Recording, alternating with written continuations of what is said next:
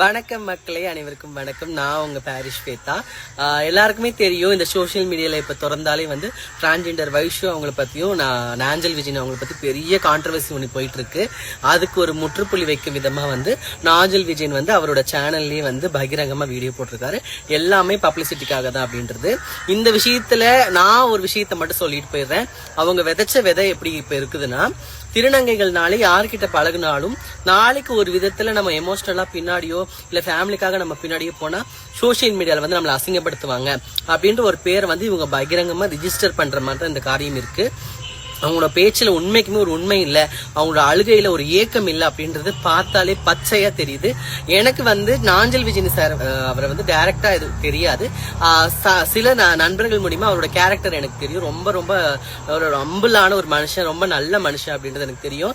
அழகான ஒரு குழந்தை, அழகான ஒரு மனைவியோட ஒரு வாழ்ந்துட்டு இருக்க வாழ்க்கையை வந்து நம்ம உள்ள போய் கெடுக்கிறது வந்து கொஞ்சம் கூட நல்லா இல்ல.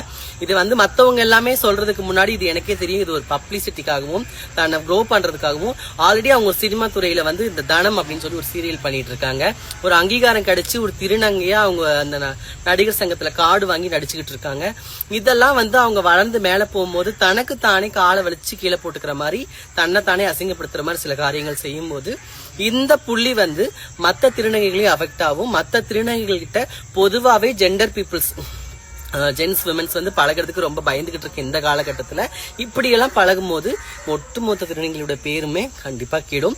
ஏற்கனவே இன்ஸ்டாவை தொடர்ந்தாலே ஆபாசமான வார்த்தைகளை போட்டு திருநங்கைகளை நிறைய மனதளவுல பாதிக்கப்பட்டுக்கிட்டு இருக்கு. சோ இந்த மாதிரி சில வேலைகள் செய்து நல்ல ஒரு குடும்பத்துடைய ஒரு நல்ல ஆண் மகனையும் நல்ல ஒரு பெண்ணோட வாழ்க்கையும் கெடுக்க வேண்டாம். வளர்ந்து வரக்கூடியது அவங்களோட பெண் குழந்தை.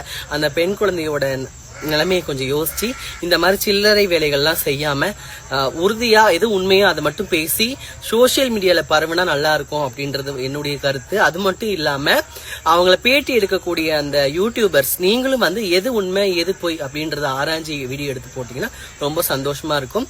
ஏன் அப்படின்னா இதுல வந்து அந்த வைஷு அப்படின்ற ஒரு திருநங்கை மட்டும் அதுல பாதிக்கப்பட போறது இல்ல, அவங்களோட ஃபேமிலி, நாஞ்சல் விஜயனோட சொந்தக்காரங்க மந்தக்காரங்க எல்லாருமே அதுல பாதிக்கப்படுறாங்க. நானும் ஒரு ஹியூமனா, கம்யூனிட்டி விட்டுருங்க, நான் ஒரு ஹியூமனா சொல்றேன், இது உண்மைக்குமே நல்லா இல்ல. இதை தயவு செஞ்சு மாத்துக்கோங்க. மக்கள் நீங்க யார சப்போர்ட் பண்ணி தூக்கணுமோ தூக்குங்க.